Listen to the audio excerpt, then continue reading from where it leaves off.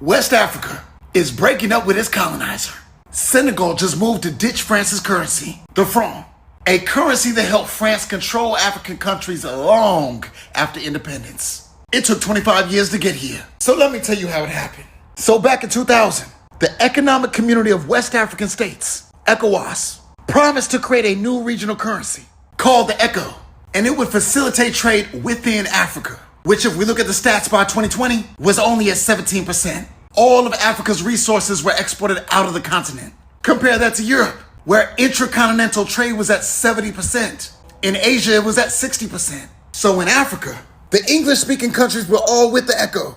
But some of the French-speaking countries, like Senegal and Cote d'Ivoire, they just renamed the franc to the ECO, a cosmetic rebrand. They still had to deposit 50% of their foreign exchange reserves in the Bank of France. The value of their currency was still tied to the euro.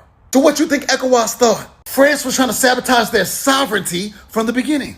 That's when Mali, Burkina Faso, Niger, all members of ECOWAS, had military coups in 2023 and 24, led by people who rejected French neocolonialism, people who wanted Europe out of Africa. But then tell me why ECOWAS threatened military intervention, which made them look like a proxy for Europe. So Mali, Niger, Burkina Faso, all of them withdrew from ECOWAS and formed the Alliance of Sahel States. They are explicitly anti-French. They kicked all the French troops off their land and focused on cooperation between themselves, something ECOWAS had claimed to do.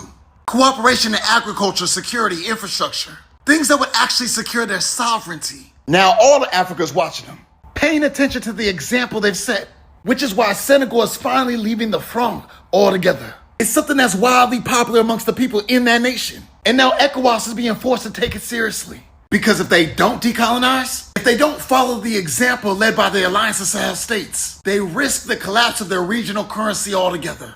Remember this, the power is in the people's hands, and it is our right to run our communities and our nations as we see fit. Death to neocolonialism.